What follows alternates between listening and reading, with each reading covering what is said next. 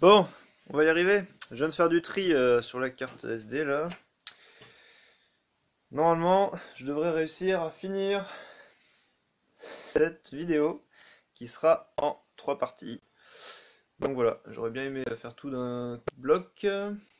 Après voilà, malheureusement ces vidéos, vous n'allez pas les avoir tout de suite je pense, parce que je suis en Dordogne à Bergerac et il y a une connexion pourrie en transfert sur YouTube.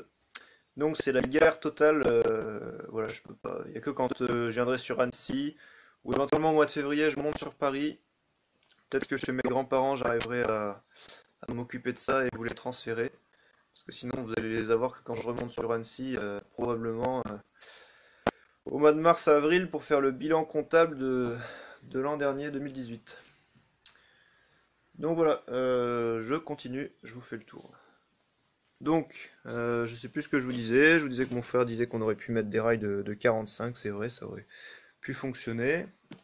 Donc voilà, ce qu'il faut faire c'est bien anticiper les croisements des plaques.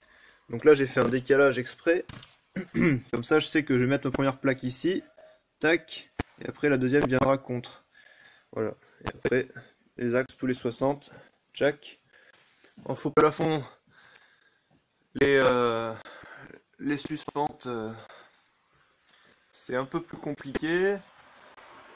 Et donc du coup, on commence à 10 cm. Alors le problème c'est que moi j'ai mis 10 cm, mais 10 cm souvent j'ai pris depuis le rail, sauf que normalement il faut compter 10 cm depuis le fini du mur, donc depuis la plaque de placo.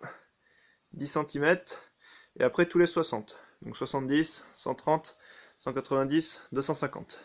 Et donc là on arrive pile poil, une longueur de plaque entière.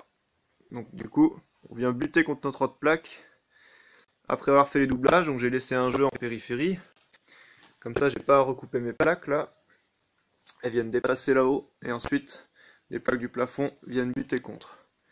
Donc là, je sais pas si vous voyez bien, mais on a un mur totalement en biais là.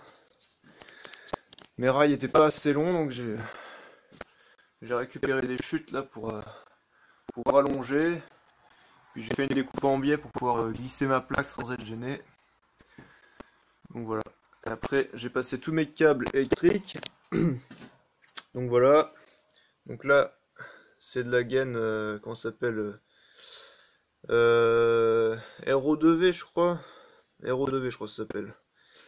Donc c'est de la gaine, il y a déjà les 3 fils dedans. Donc là le liseré jaune c'est du 2,5, donc c'est pour les prises. Liseré rouge c'est du 1,5 pour les radiateurs ou les éclairages.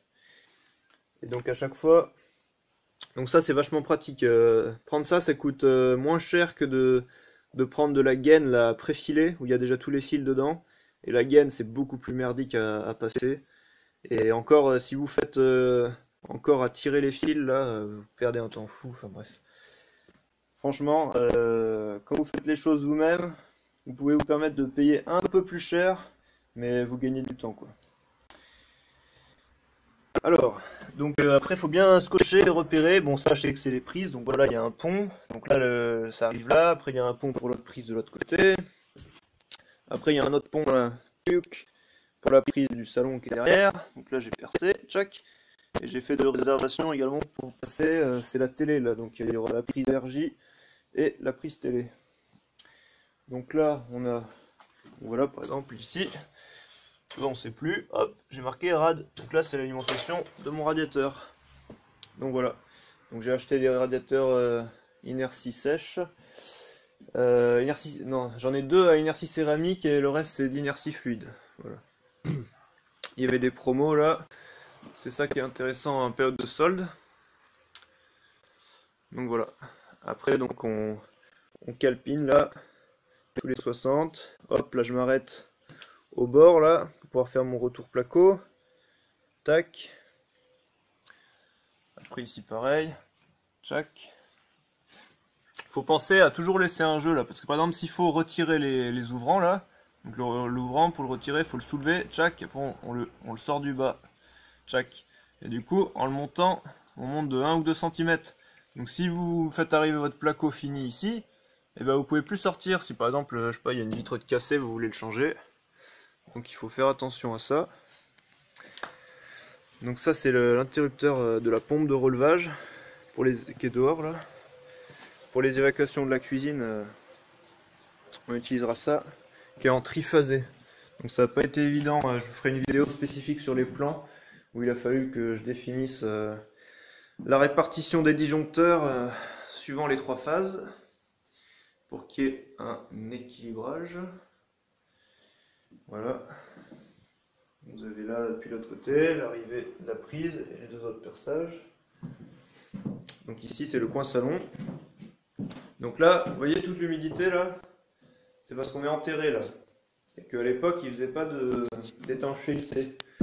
Donc du coup, chez le voisin, il va falloir que j'aille faire une tranchée, mettre ce qu'on appelle un EIF, un enduit noir là, un enduit à froid.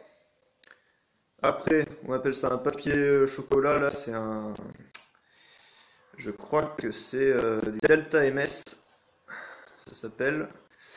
Et après, en partie basse, il faut mettre un drain, géotextile, gravier roulé, et hop, on remblait.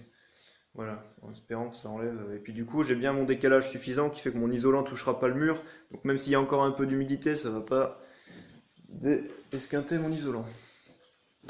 Donc là, j'ai prévu sur tout le côté, là, attendez, je vais vous faire une vue depuis au-dessus. Donc là, vous voyez, il y a un décaissé plus bas, là. Ici, ici, ici, ça part en biais, en diagonale, et ça revient jusqu'ici. Donc tout là, je fais un faux plafond décaissé, et je vais mettre un ruban LED. Et ensuite, là-haut, il y a le plafond existant, enfin le plafond standard, on va dire. Donc après, là, j'ai un petit décalage, tac. Et je me suis repiqué sur les autres, pareil. Voilà, les autres suspentes. Donc j'ai tout tiré. Là, vous avez câble de terre. Voilà. Donc les fenêtres, j'ai dû réadapter. Vous voyez, il y a des élargisseurs là qui se rajoutent pour arriver pile poil. Et j'ai mis également des appuis de fenêtre. Donc voilà, vous voyez, normalement l'appui, il va dans l'autre sens. Sauf que moi, je l'ai utilisé en élargisseur. Vous voyez, je ne sais pas si vous voyez bien. On va essayer de faire une mise au point. Bon, on voit pas bien, mais bon, là, il y a une rainure. En fait, ça m'a permis de gagner 1 cm et puis de... Voilà. Donc là, on fait le joint partout en périphérie. Voilà. Alors là, on avait été embêté avec les entrées d'air. Parce que vous voyez l'épaisseur, normalement les entrées d'air ça va sur le dormant, sauf que là il n'y a pas la place. Et puis derrière, vu qu'on est en applique sur la rainure du dormant existant, et ben ça passe pas. Donc j'ai vu sur certaines maisons, ils ont fait l'entrée d'air sur les ouvrants. Donc c'est sûrement ce qu'on va faire ici aussi. Donc voilà. Donc après, là j'ai mis pile poil à la bonne hauteur. Voilà. En haut pareil. Pareil là, pour sortir les ouvrants s'il y a besoin de les enlever, normalement il faut les lever.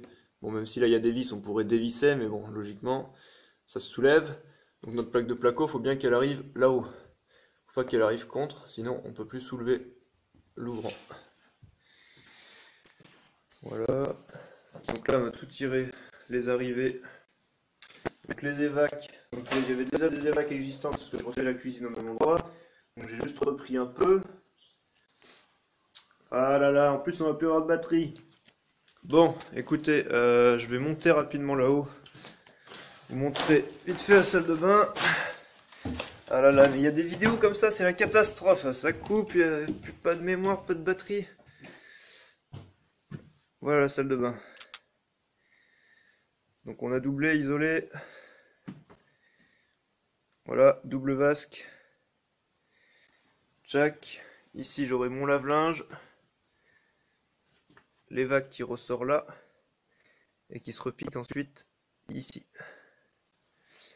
Donc voilà. Donc là, sur les baignoires, moi au début je pensais passer mon truc sur la baignoire.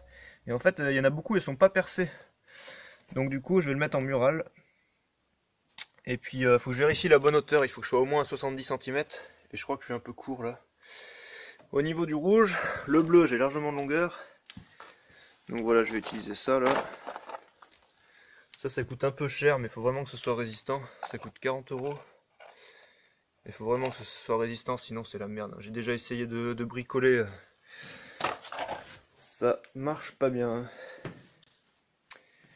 Donc voilà. Ici on a l'entrée de la chambre là-bas. Là, bien prévoir une plaque en support du meuble vasque. Donc les réseaux ils passent là. Donc là notre collecteur. Avec l'arrivée principale eau froide. Normalement ça doit être un tuyau bleu mais on n'en avait plus.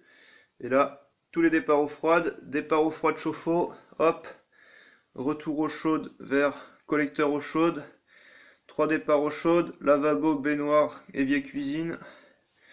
Et ici c'était la partie un peu compliquée des vacs, depuis le lavabo. Donc ici ce sera un placard, placard dressing, placard technique. Ici on aura le tableau électrique. Donc là vous voyez je vais fermer, hop. J'ai acheté un dressing qui fait pile poil la bonne longueur là, qui ira contre le chauffe-eau.